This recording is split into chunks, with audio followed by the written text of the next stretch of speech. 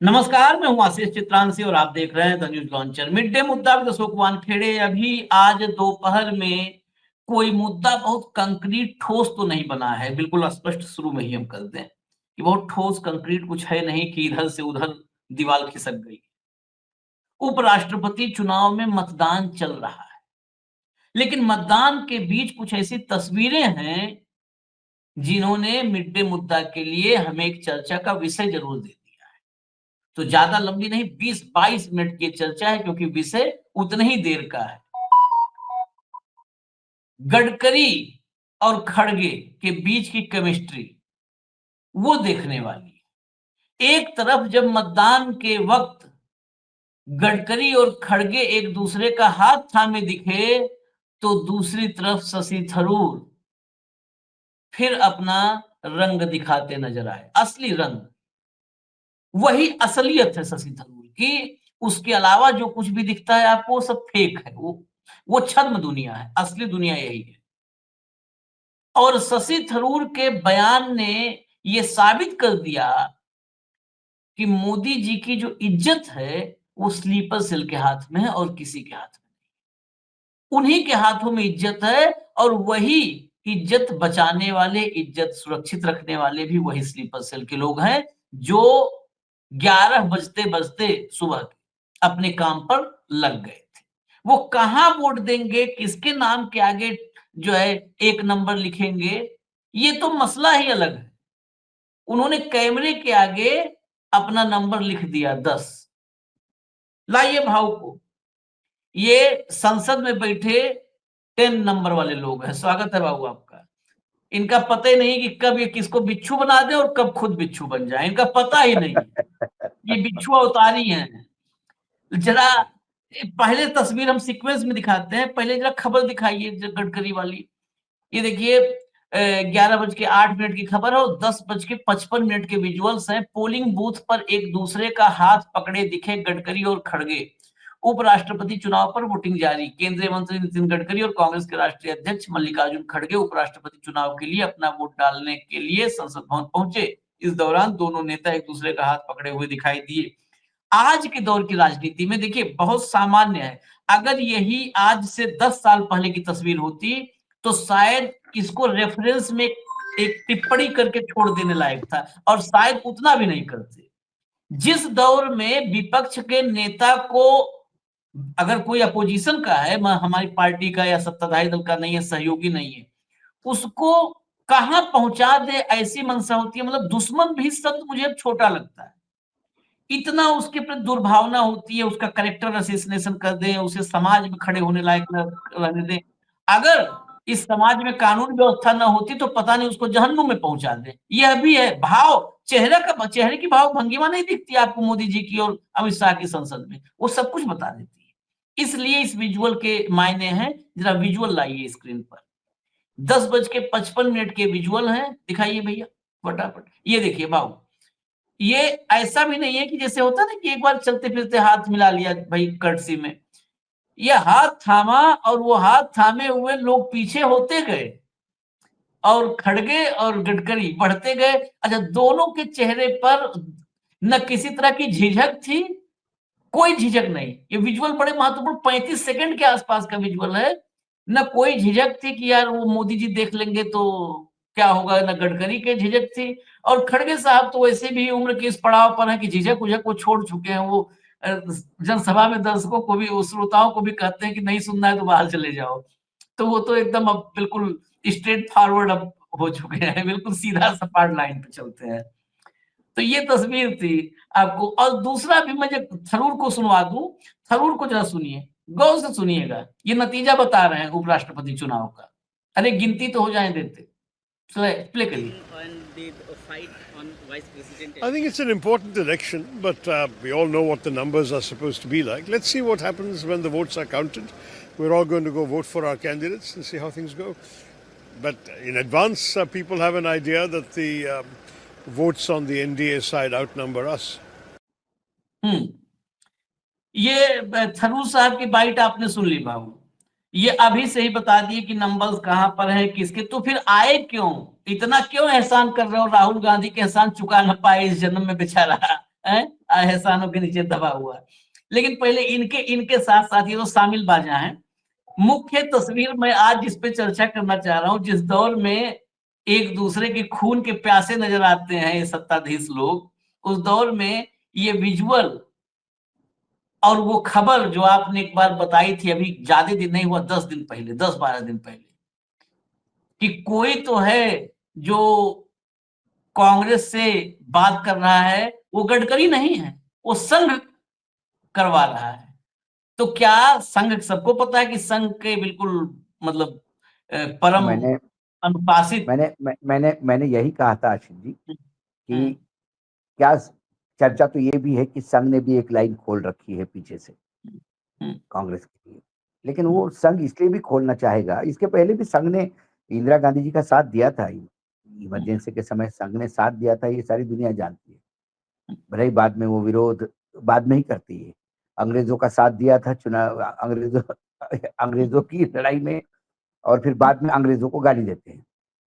तो यदि हम ये देखें, देखिए इस विजुअल में बहुत सारी चीजें हैं। वर्तमान में जो 2014 के बाद इस देश के राजनीति के मायने बदल गए, ये मायने हम भी महसूस कर रहे हैं आशीष जी। ऐसा नहीं था कि कोई पत्रकार यदि किसी के खिलाफ बोलता है या किसी विचारधारा के खिलाफ बोलता है या कोई पत्रकार सवाल उठाता है, तो मुझे याद है कि उस पत्रकार को मतलब अछूत नहीं माना जाता था। बाकायदा उनको बुलाया जाता था, उनसे बात भी की जाती थी और हंसी मजाक भी होती थी। और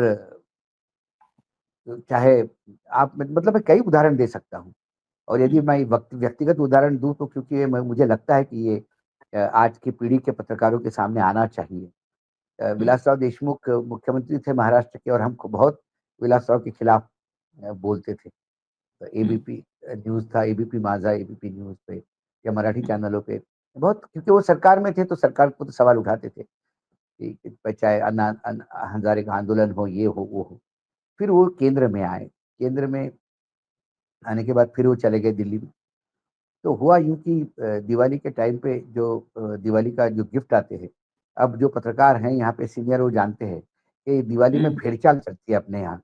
दीवार घड़ी तो दीवार घड़ियाँ, फिर वो कभी कोई मोबाइल तो मोबाइल, सूट लेंथ तो सूट लेंथ, डिनर सेट तो डिनर सेट, कौन कितना रखेगा? और हम किराए के घर पे रहते हैं, पति-पत्नी दोनों पत्रकार हैं, तो हम जनरली ये बड़े गिफ्ट अवॉइड ही करते हैं क्योंकि रखने को जगह भी नहीं होती आशीष जी। और 2 आदमी घर में क्या क्या खाएगा? और ये आप भी जानते हैं अच्छी तरह से। और जो लोग मेरे घर में आए वो जा देखते भी हैं सब। तो सवाल है, तो एक बार विलासराव देशमुख के यहाँ से उनका जो पब्लिक रिलेशन के जो थे गणेश रामदास जी वो आए, बोले गिफ्ट लेके, तो हमने कहा कि हम तो गिफ्ट तो लेते नहीं है, गणेश आपको मालूम है, गणेश के व्यक्तिगत पारिवारिक संबंध भी थे हमारे। तो गणेश मामा लगते हैं हमारे बेटे के, हमारे साले लगते हैं। तो गणेश ने कहा कि नहीं, कि मैं भी एक नौकरी करता हूँ, और सीएम साहब ने कहा कि ये जो गिफ्ट है, ये खोल के वानखेड़े जी के हाथ में देना और मुझे फ़ोन करना। और फिर उसके बाद जब हमने गिफ्ट खोला, तो आपको आश्चर्य होगा, वो 300-400 रुपए का वेइंग मशीन था, जो वज़न करने वाला मशीन। मैं खूब हँसा। तो उन्होंने उसके बाद सीएम साहब से फ़ोन करवाया, तो उन्होंने कहा कि सर मैं वानखेड़े जी के घर में हूँ।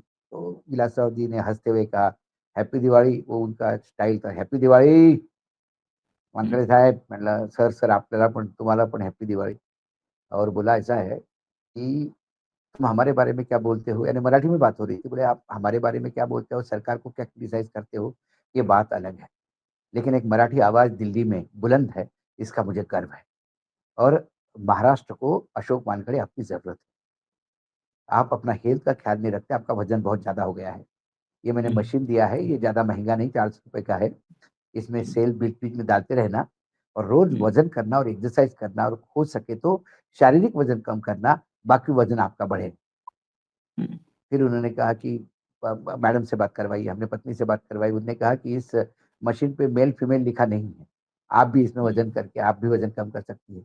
तो ये वो जो पत्रकारिता थी, वो कहाँ है आज के डेट में?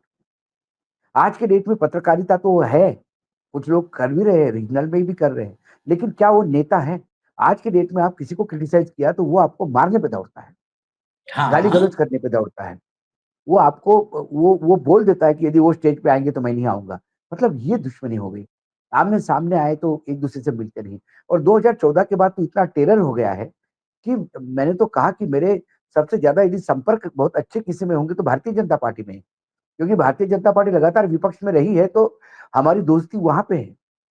जो स्ट्रगलर थे उस जमाने में वो आज बड़े बड़े पद पे है, लेकिन हाँ वो फोन करने में डरते हैं, फोन लेने में डरते हैं, आमने सामने मिलने में डरते हैं, बहुत डर डर के बात करते हैं कि ऐसा नहीं हो जाए कि कहीं मैसेज पहुंच जाए कि वानखड़ी जी इनके घर में 2-3 बार आ गए तो पता पड़े। देखिए क्या डर है, उपराष्ट्रपति पूर्व उपराष्ट्रपति कह गए कि संघ ने हमको कहा कि हमारा नाम बार बार हमारे बारे में अच्छा ही मत बोलो, हाँ हमारे बारे में बार बार अच्छा बोलोगे तो तकलीफ हो जाएगी। मतलब यदि ये बात, ये डर एक उपराष्ट्रपति को यदि ये डर है और संघ जैसे संगठन को ये डर है, तो अशोक वानखड़े और चित्रांशी कहाँ लगते हैं? हम तो बहुत छोटे हैं जी, आदना से, उनके सामने छोटे हैं। तो ये जो डर है, इस डर के माहौल में वो मित्रता, मैंने कहा ना कि वो पार्लियामेंट में क्या डिबेट हुआ करते थे आशीष जी, पार्लियामेंट जब हम कवर करते थे, वो स्वर्णिम पीरियड था। शेर शायरी होती थी, कविताएं होती थी, एक दूसरे पे कटाक्ष होते थे और साथ में बैठ के चाय पीते थे। आज के समय वो नहीं है। आज पार्लियामेंट के डिबेट देखिए आप, पार्लियामेंट के डिबेट एक दूसरे की माँ-बहन करने वाले होते हैं। एक दूसरे को नीचा दिखाने वाले होते हैं। चेहरा व्यक्तिगत देखिए, तौर पे चेहरे की आपेक्ष होता है। भाव-भंगिमा, हाँ, चेहरे की भंगिमा, भाव-भंगिमा। हाँ, भाव-भंगिमा ये होती है।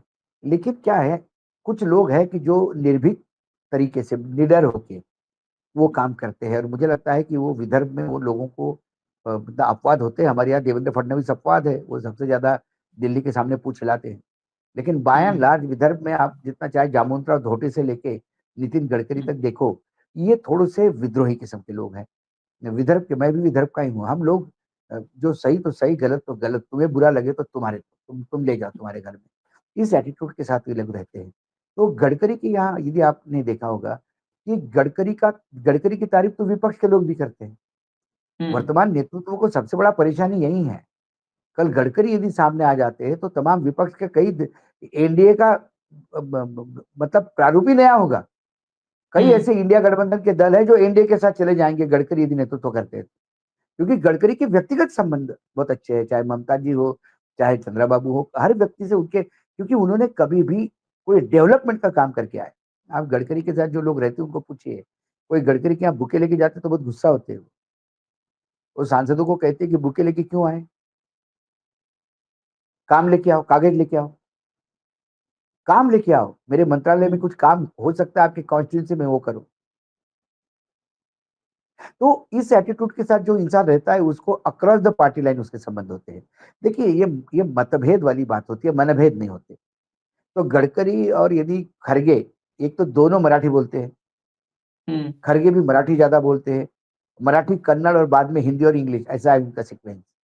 हुँ, तो जब वो मराठी बोलते थे, मुझे याद है जब सुमित्रा ताई स्पीकर हुआ करती थी, तो खरगे जी और जो ज्योतिरादित्य, ये दोनों जब एक लोकसभा में एक राज्यसभा में, और ये दोनों मतलब सॉरी दोनों लोकसभा में थे, और जब वो ताई के पास में मिलने जाते थे तो वो पूरा मराठीमय हो जाता वातावरण, वो मराठी में हुँ, ही बात करते थे तीनों। तो एक तो लैंग्वेज का फर्क होता है। और गडकरी के साथ कोई भी विपक्ष का आदमी, लेफ्ट का हो, राइट का हो, कोई भी हो, घोर मतलब एमआईएम का भी आदमी हाथ पकड़ के रहे, बात करे तो वो बात करने में वो हाथ झिटकाएंगे नहीं। वो दुश्मनी नहीं है उनमें, वो एक अलग नेचर का आदमी है। आप उनके कॉन्स्टिट्यूंसी में भी देखिए, अक्रॉस द पार्टी लाइन सारे, इवन कांग्रेसी भी उनके भक्त हैं वहां पे। कोई नागपुर में ऐसा कांग्रेसी नहीं जो जाके बोलता होगा कि यार गडकरी जी के पास काम है तो जाएंगे तो नहीं होगा। वो तो अधिकार से जाते हैं, अरे यार गडकरी जी आओ आओ आओ आओ, सबको बैठेंगे बात करेंगे, तो उनका नेचर है। तो उसी तरह से उन्होंने, लेकिन क्या है आशीष जी, वर्तमान में आज जब इतनी डिमार्केशन हुई है, लक्ष्मण रेखा ऐसी खींची गई है कि आपने उधर देख के हंस भी दिया तो इसका मतलब आपका वोट गया। हाँ, हाँ, जब हाँ, इस कैलकुलेशन में पूरा पामेरियन मीडिया चल रहा है, इस कैलकुलेशन में ये दोनों गुजराती चल रहे हैं, ऐसे में गडकरी यदि उनका हाथ पकड़ के वहां तक चले गए, तो मैं तुमको बता रहा हूँ ये विजुअल नतीजे आने तक इनको ऑक्सीजन पे रखेंगे। हुँ, हुँ, इनको ये हुँ, लगेगा कि गडकरी ने कहीं ऐसा तो नहीं 50-60 उधर इधर उधर कर दिए हो, बड़े हंस हाँ, हंस के दोनों जा रहे हैं, ये सोचिए बात करते हुए जा रहे हैं कि देखो गडकरी जी, धन्यवाद गडकरी जी, आपने तो खेल कर दिया। फिर खड़गे साहब आपने बोला तो मैंने सारे वोट ट्रांसफर कर दिए, हो सकता है ऐसी बात करते गए हो। ये जब तक नतीजे नहीं आएंगे तब ऑक्सीजन पे रहेंगे। क्योंकि होता इसलिए क्या है, हाँ, जो और आदमी इसमें जिस जोड़ना सोच, जरूरी है ये सब। हाँ एक और चीज जोड़ना जरूरी है। कल ही जो है हम लोग तो नहीं चलाए क्योंकि कहीं भी खबर नहीं थी, पुख्ता खबर नहीं थी, लेकिन बहुत सारे हमारे यूट्यूबर साथियों ने चलाया। 48 सांसद एनडीए के गायब हैं, संपर्क में नहीं है, और उनके घर पे अरे गडकरी का ही नाम भी आज उसमें था, गडकरी का ही नाम था कि गडकरी के हाँ घर हाँ पे बैठक हुई है। तो हाँ हाँ, मतलब और और होश उड़ाने के लिए कि भाई कल ही गडकरी के घर बैठक हुई थी भाई गुप्त रूप से। गड़ गडकरी गडकरी इतने मूर्ख नहीं है और हाँ पॉलिटिकली इतने इमेच्योर नहीं है कि विद्रोह करने के लिए मीटिंग खुलेआम अपने घर में बैठेगी। उनका झेड़ कैटेगरी का झेड़ की उनकी सिक्योरिटी है, और वो झेड़ सिक्योरिटी इसीलिए दी गई है उनको। मुझे नहीं लगता कि गडकरी को कोई थ्रेट आई है कहाँ से, लेकिन झेड़ कैटेगरी की व्यवस्था इसीलिए दी गई है कि 24/7 वो ऑब्जर्वेशन में रहते हैं कि कौन आया, कौन गया, किसने बात की, क्या बात की, कितनी देर तक रहा, विरोधी पक्ष का नेता कितने देर तक रहा। और ये इतने इनका सेल्फ कॉन्फिडेंस इतना शेकी हो गया है दोनों गुजरातियों का कि थोड़ा विपक्ष के नेताओं से बातचीत क्या ज्यादा कर ली और एक आध मंत्री को डांट क्या दिया, या बेचारे उपराष्ट्रपति ने संघ के बारे में ज्यादा अच्छी बात क्या कर ली, तो संघ के खिलाफ बात, संविधान के खिलाफ क्या बात कर ली, उसने इस्तीफा हो गया उनका। इसी डर से मारी इस्तीफा हो गया ना कि आगे पीछे ये विद्रोह करेगा। नहीं तो हाँ हाँ। धनखड़ साहब ने जितनी सेवा की है बीजेपी की, शायद ही कोई उपराष्ट्रपति अभी तक हुआ जितनी इतनी सेवा की होगी अपने पार्टी की। तो ये भी कांग्रेस तो भी प्याज शासन में की रही है। सेवा कर रहे हैं। मैंने वही तो कहा, जितनी सेवा इन्होंने की पार्टी की, आज तक कितने उपराष्ट्रपति हुए? हम्म, किसी ने उस जिस राजनीतिक दल से आते हैं वो उतनी सेवा कब किसी ने नहीं की, क्योंकि हर एक ने थोड़ी वो उपराष्ट्रपति पद की गरिमा का ख्याल रखा। धनखड़ साहब ने तो उपराष्ट्रपति पद की गरिमा को तिलांजलि दे दी और लगातार अपने पार्टी के लिए काम कर रहे थे। इतने होनहार, सबमिसिव, पूर्ण रूप से सरेंडर उपराष्ट्रपति का यदि इस्तीफा होता है सिर्फ डाउट की वजह। मैं हमेशा कहता हूं, वर्तमान में राजनीति अंडरवर्ल्ड के डॉन जैसे चलाते वैसे चल रही है। अंडरवर्ल्ड में भी बहुत लोग कच्चे कान के होते हैं। किसी ने बोल दिया कि आपका खास आदमी कल आपकी व्यवस्था कर रहा है, तो वो रात को ही मरवा देता है उसको, बिना सोचे समझे कि जिसने दिया उसने क्या किया। बहुत कच्चे कान के लोग होते हैं, यही कच्चा कान इधर है। तो गडकरी तो मुझे नहीं लगता कि कोई विद्रोह के लिए, गडकरी विद्रोह करेगा तो सामने से करेंगे। जितनी औकात रखते हैं वो विद्रोह करना हो तो सामने से करेंगे, और गडकरी तब तक कुछ नहीं करेंगे। आशीष, मैं बार बार कहता हूं, गडकरी विद्रोह नहीं करेंगे। गडकरी वही करेंगे जो संघ चाहेगा, और जब संघ ही इन दोनों गुजरातियों के सामने सरेंडर हो गया है तो फिर गडकरी की क्या विषाद है कि जो एक नया कोई व्यवस्था करे। गडकरी की स्ट्रेंथ ही संघ है, और यदि गडकरी की स्ट्रेंथ संघ है और गडकरी और संघ ही सरेंडर है, तो गडकरी के यहाँ कहां से 48 लोग आएंगे नहीं, भाई? संघ तो ये है, संघ। अरे आपको दो चार लाख व्यूज लेने के लिए ये ठीक है। ऐसी गडकरी रोज कल खबरें हमारे पास भी आती है कि ऐसा, लेकिन हम कहते हैं कि नहीं नहीं भाई भाई, हम तो हमेशा कहते हैं कि इसको एक बार चेक करो, क्योंकि आपकी क्रेडिबिलिटी है। आप जो कहते हो उसकी क्रेडिबिलिटी है। उस क्रेडिबिलिटी के अनुसार आपका दर्शक एक बार, दो बार, तीन बार थंबनेल देख के देखेगा, चौथी बार वो भाव। कहेगा कि यार ये तो बेवकूफ बनाते हैं। 48 कौन लोग है, किसी का नाम नहीं लिया, जबरिया बोले गडकरी घर पे है, गडकरी घर पे है। और आपको लगता है गडकरी के नहीं, घर पे रात को 48 लोग बैठे रहे, और 48 लोग बैठने के बाद अमित शाह और नरेंद्र मोदी चुपचाप बैठे रहे? 48 में तो सरकार गिर जाएगी इनकी। हाँ सरकार गिरने देंगे ये? नहीं, अजीब लोग हैं। गडकरी गडकरी खड़गे के हाथ थामने पे तो जो थी, काफी हम लोगों ने राजनीतिक सुचिता, राजनीतिक नहीं आचार नहीं, व्यवहार ये पे चर्चा कर ली, लेकिन उससे मैंने महत्वपूर्ण एक चीज मैं आज मैंने चर्चा में लाना चाहता हूँ जो पूरे एक जब से। सेकंड, हाँ हाँ एक सेकंड। हाँ दर्शक हाँ। भी ये सोचते होंगे कि यार आप भी ऐसी बात करोगे। आपको भी हम्म, एक तरफ आप कहते हो कि गडकरी तो ऐसे नेचर के हो, किसी किसी भी हाथ मिला लेते हैं, और आपने इसका हम्म, इशू बनाया। हमने इशू नहीं बनाया, हम्म, हमने ये कहा कि वर्तमान राजनीति में गडकरी भले ही साफ दिल से मिले हो, हम्म, लेकिन किसकी अभी जब तक नतीजे नहीं आती कईयों की नींद हराम हो जाएगी कि हाँ गडकरी हाँ। ने हाथ क्यों मिलाया। क्योंकि अरे वो तो राजनीति में इतना छिछोरापन आ गया है, इतना अविश्वास की भावना आ गई है, इतनी इमेजिनिटी आ गई है कि अलग अलग विचारधारा के लोग इकट्ठा बैठ के ठहाके भी मारे इसका सोच भी ये लोग नहीं सकते, नहीं नहीं, मैं इस जबकि बात और इस पार्लियामेंट में ये आप होता था। ये चर्चा क्यों लाए, मैं और कंक्रीट कर दूं इस पर। एक मैंने कार्यक्रम आज जल्दी ही कर दिया था।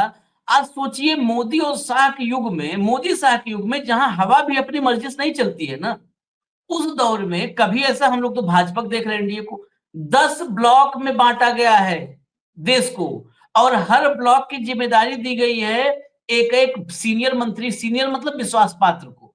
उसमें पीयूष गोयल हैं, शिवराज हैं, खट्टर हैं, इन लोगों को दी गई है कि वो एक एक, जैसे खट्टर के पास जिम्मेदारी है हरियाणा, हिमाचल और दिल्ली की, पीयूष गोयल के पास जिम्मेदारी है उत्तर प्रदेश की, ऐसे ही सबकी जिम्मेदारियां बांटी गई है। नित्यानंद राय के पास है बिहार की तरफ की जिम्मेदारी। तो उनके यहाँ सुबह सुबह भोजन, आज ब्रह्म मुहूर्त में खाना पानी बना है, भगोना ब्रह्म मुहूर्त में चढ़ा था। वहां से सवेरे 10 बजे डकार लेते जीतन राम मांझी आया, और अगला आदमी खुद ही बताया कि बहुत टेस्टी खाना था, मैं वर्णन नहीं कर पाऊंगा, 10 ही बजे खाना। तो एक एक को जिम्मेदारी दी गई है सांसद गिनने की, ये अविश्वास है। इसीलिए इतने ब्लॉक बने हैं, इसीलिए, और तभी इस विजुअल की प्रासंगिकता है इस दौर में। और प्रासंगिकता इसलिए भी है कि जब से चुनाव शुरू हुआ, एक सवाल हो सकता है कहीं पे चर्चा हुई हो, मैंने नहीं सुना था, आज सोच रहा हूं इसी में उस पर भी कर लूं, छोटा ऐसा ही सवाल है। उपराष्ट्रपति के पद पर सर्वपल्ली राधाकृष्णन से लेकर के और धनखड़ तक के सीरीज में आप देखिए, धनखड़ को भी अभी थोड़ा बाहर रखिए, धनखड़ से पहले तक की सीरीज में देख लीजिए। इस पर या तो अगर गैर राजनैतिक व्यक्ति है, तो किसी क्षेत्र का की वो विभूति हुई है, किसी न किसी क्षेत्र की विभूति रही है। और राजनैतिक व्यक्ति रहा है, मैं भाजपा की बात करता हूं, छोड़िए कांग्रेस की, तो भैरव सिंह जी जैसा राजनीतिक व्यक्ति था, जिसका स्टेचर, जिसका कद था पूरे देश में। देश वेंकैया जैसा आदमी बैठा, जो भाजपा जो का राष्ट्रीय अध्यक्ष रहा, और अध्यक्ष वेंकैया अध्यक्ष रहा। का भाजपा का राष्ट्रीय अध्यक्ष रहा, और वेंकैया का पूरे भाजपा में और गैर भाजपा दलों में भी वेंकैया से लोग, लुंगी वाले वेंकैया आते थे तो लोग हाथ बढ़ाते थे और मिलते थे, वो बिल्कुल बिल्कुल वेंकैया बिल्कुल थे। बिल्कुल। आज सीपी राधाकृष्णन उस कुर्सी की, मोदी और शाह ने सिर्फ लोकतंत्र को नहीं गिराया, लोकतंत्र को गिराने के लिए पूरा बहुत बृहद काम करना पड़ता है। सीपी राधाकृष्णन, ये कई बार नाम से आदमी सोचता है, कहता है अच्छा सर्वपल्ली राधाकृष्णन का ही नाती पोता परपोता कोई हो सकता है, वो भाई मोदी जी चुन के लाए हैं, छाट के लाए हैं। हाँ हाँ, ये संघ का कार्यकर्ता होने के अलावा इसके पास कोई योग्यता नहीं है, न किसी क्षेत्र का ये विशारद है, विभूति है, कुछ नहीं है। नहीं नहीं ऐसे आदमियों को चुन के लाते हैं कि जिसका कद जो खुद में ही हीन भावना से ग्रसित हो कि हमारे नहीं। सामने तो देवता मोदी जी देखिए खड़े हैं, अमित शाह खड़े हैं। देखिए आशीष जी, वर्तमान में क्वालिफिकेशन के मायने बदले हैं। मलिक साहब, देखिए जब इनको लाए, धनखड़ को लाए थे, तो धनखड़ को किस लिए लाए थे कि उन्होंने बंगाल में प्रकोप कर दिया था, हाँ ममता के सरकार को जीना हराम कर दिया था। ये उनका यूएसपी थी। इनकी यूएसपी क्या है राधाकृष्णन की? इन्होंने एक आदिवासी मुख्यमंत्री को अपने निवास पे बुला के अरेस्ट करवाया था, हम्म और अरेस्ट उसलिए करवाया जिसमें उसका कोई गुनाह नहीं था। एक निर्वाचित मुख्यमंत्री, आदिवासी युवा, उसको आपने 5 महीने जेल में रगड़ा। कारण क्या है किसी को पता नहीं। तो ऐसे लोग चाहिए ना, ऐसे ही रबर नहीं, स्टैम्प चाहिए आपको। उस ये कुर्सी की गरिमा भी तो ना खत्म ना होती ना, है। अरे अबे यहाँ जब प्रधानमंत्री पद की गरिमा नीचे उतर गई है, तो ऊपर उपराष्ट्रपति, राष्ट्र प्रधानमंत्री तो सबसे बड़ा, मतलब राष्ट्रपति तो एक, चलो एक सेरेमोनियल हेड है, प्रधानमंत्री तो एग्जीक्यूटिव हेड है इस देश का। प्रधानमंत्री तो सर्वे सर्वा है। जब उसी पद की गरिमा इतनी नीचे तक गिर जाती है हर बात से, ना एजुकेशन है, ना बोलने का सलीका है, ना इतिहास पता है, ना भूगोल पता है, ना साइंस है, ना टेक्नोलॉजी है तो बस अब बोलने ना, की एक, बस बोलने की एक वो कला है जहाँ शब्द भी आप चयन करते हो। ये नहीं देखते कि कोई, आप जब साइंस पे बोलते हो तो कम से कम साइंस में उसमें कुछ तो भैया आधार होना चाहिए। यदि साइंस पे आदमी बोले तो ये मटका उल्टा रख के गैस नहीं जलाता, और बादलों के पीछे विमान नहीं उड़ाता रडार में छुपने के लिए। ये तो चौथी स्टैंडर्ड का लड़का भी बता सकता है। लेकिन क्या करो, जब एंटायर इंटरनेशनल पॉलिटिक्स वाले ही लोग देश में राज करेंगे, तो ऐसे ही लोग सत्ता में बैठेंगे, क्योंकि कोई भी आदमी अपने से ज्यादा इंटेलिजेंट आदमी सत्ता में नहीं बिठाएगा। हम्म वो हमेशा अपने से हम्म नीचे नीचे आईक्यू वाले लोग, ऐसा करते करते तो ये जो नीचे जो आपको आईक्यू मिल रहा है, जो नीचे जो बातें होती है और जो छिछोरापन होता है नीचे, वो क्यों होता है? क्योंकि ऊपर से ही सब डिटोरिएट होते होते नीचे आए हैं। ये तो ये रफ्तार ऐसी है कि कुछ दिन में माइनस एक आईक्यू वाले जो है, बस बस। जैसे दिल्ली की AQI होता है, एयर क्वालिटी हम्म। इंडेक्स, वैसे ही आईक्यू वाले भी मिलेंगे आपको कुर्सियों पर। खैर, इस चर्चा में जो विषय था हमने कर लिया, क्योंकि इससे ज्यादा वक्त वाला विषय नहीं है, नहीं तो फिर खाली टाइम बाय करना हो जाएगा। तो अभी इजाजत दीजिए, लेकिन कोई डेवलपमेंट, कोई हैपनिंग इसमें होगी तो लगातार हम लोग उस पर नजर रखे हुए हम लेकर के तुरंत आएंगे। धन्यवाद भाऊ, बहुत बहुत धन्यवाद। नमस्कार। नमस्कार।